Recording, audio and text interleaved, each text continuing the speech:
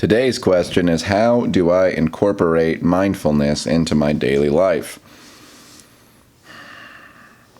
I'm realizing as I'm getting deeper into these questions that a lot of these are retreads of ideas that I've already sort of explored in previous videos, but I feel like that might also be another good thing about this month challenge is that it invites me to do that. It's okay to go back to previous ideas and re-explore them, sharpen them up maybe even.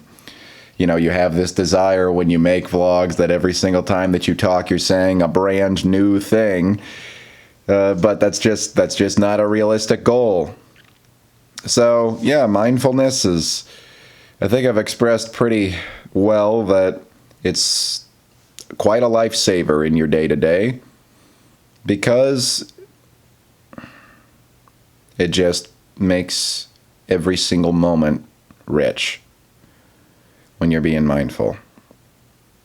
It doesn't necessarily make every moment off the wall exciting or happy, but I mean, I will say if you are feeling excited or happy, being present with that is a really good way to actually enjoy those emotions, those positive emotions when they do come along.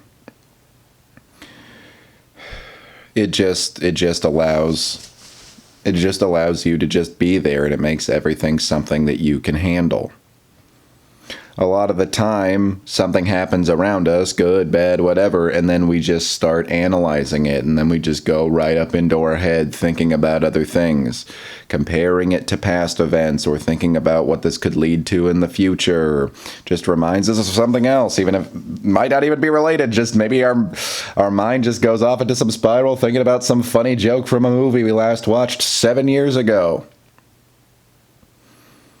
And so the event itself is not really properly experienced and internalized and just allowed to be the way that it is.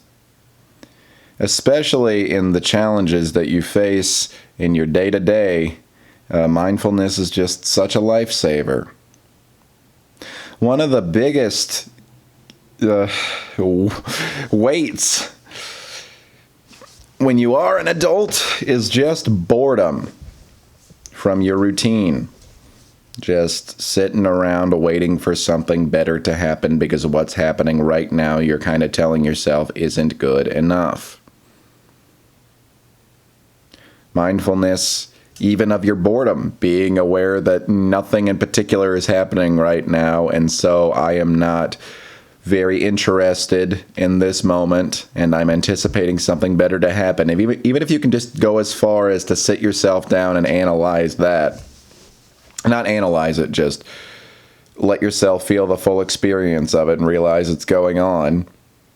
It can make boredom kind of rich in its own way.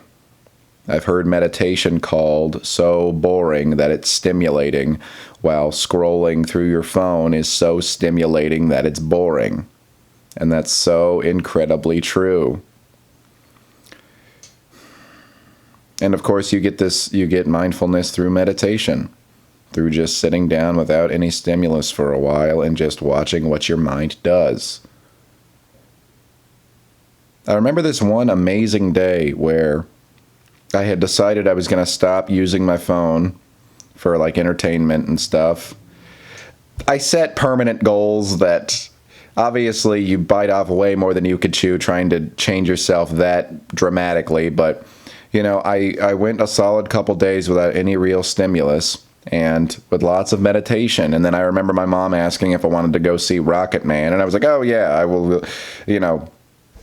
It's an experience with my mom, and it was a movie I wanted to see, so we went out to see it, and after those 3 days of meditating a lot and no phone stuff, I realized about an hour and a half into the movie, I was like, wow, I haven't been checking my watch or my phone or trying to check out of this experience of just watching the movie. I've been invested in this movie the entire time, and it's a fun movie, but I've seen other, you know, really engaging films that didn't keep my interest in the same way.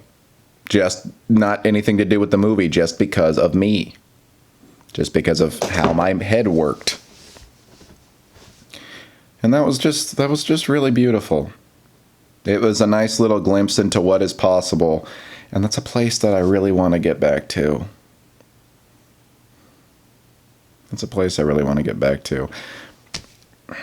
In this world, you got to use technology. And you got to somehow not use it self-destructively in a way that completely controls you. And as soon as you turn off your phone, you start to feel the extreme withdrawal of turning off your darn phone.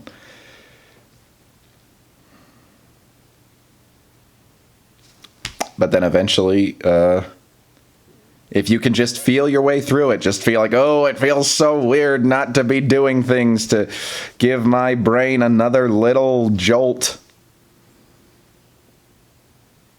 After a while, you just feel this actual enjoyment of things that can feel very rare sometimes. I guess the last thing is just like, it's been extremely important for me to keep mindfulness in these early months of this year. This has been one of the saddest, mopiest, like, starts to a year that I can remember in the Northwest, mostly because of the weather. I feel like everybody around me is just so down, and we just cannot wait for some sunshine.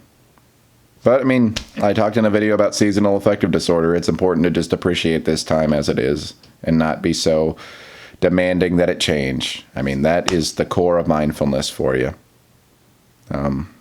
Yeah, I really am ready for some sun, though. And I got to keep mindfulness even in the face of sunshine, because that's the only way that I'm going to appreciate that either.